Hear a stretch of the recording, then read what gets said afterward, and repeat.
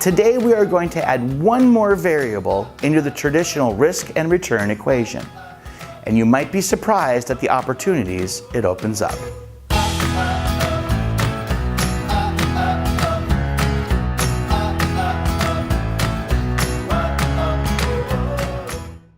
Traditionally, you have seen risk and return charts that show that taking on more market risk increases your potential returns, while safer options offer less potential returns.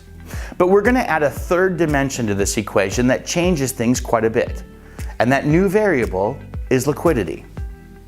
Now, before we go any further, I want you to know that it's very important to have liquidity in your overall financial picture. Things can happen in your life that require immediate access to cash. Maybe your car or your home needs repairs, a major health event, even a spur-of-the-moment trip. It's different for everyone, and it's a vital part of your finances. But there is such a thing as having too much liquidity, because it could be impacting the growth of your money. Let's look at an example. There's a very liquid account that nearly every American has. It is sometimes called a demand deposit account, meaning you can always show up and demand access to the money that you have on deposit in the account. It's more commonly known as a checking account. And it's probably the most liquid account you can own. Anytime you want access to your money, you know that you can get it. But what kind of interest rate do you earn on the money that you have in your checking account? A rate that's probably pretty near zero, right? It makes sense. If at any time you can take all of your money out, there really isn't much a financial institution can do with the money that you have in their account. If you have ever purchased a certificate of deposit, a CD, then you have made this risk-return liquidity decision before. The longer you are willing to commit your money to an investment, the higher the interest rate. So of these three variables, risk, return, and liquidity, imagine picking two of the three.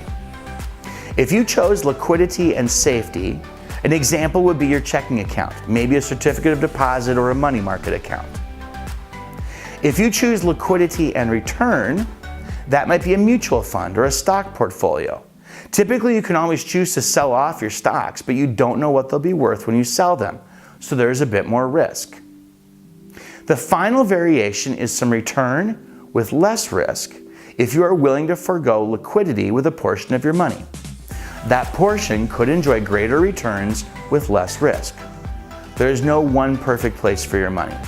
You have a variety of financial needs, and you should use a variety of financial tools that are specifically designed to match with those needs.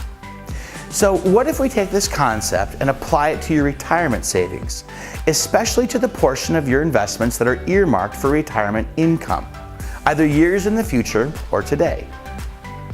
If you already have some funds set aside for emergency or short-term needs, would it make sense to dedicate some assets to a less liquid option that offers greater returns and is somewhat safer?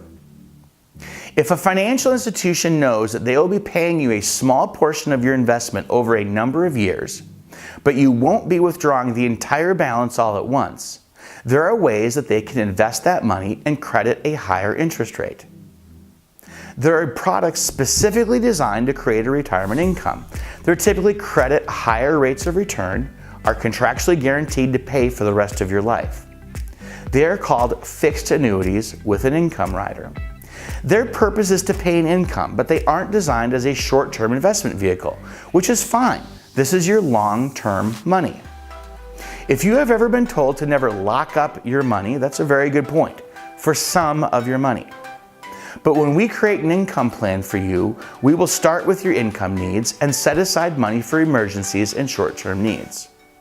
But once that is done, does it make sense to have dedicated long-term assets for your long-term needs?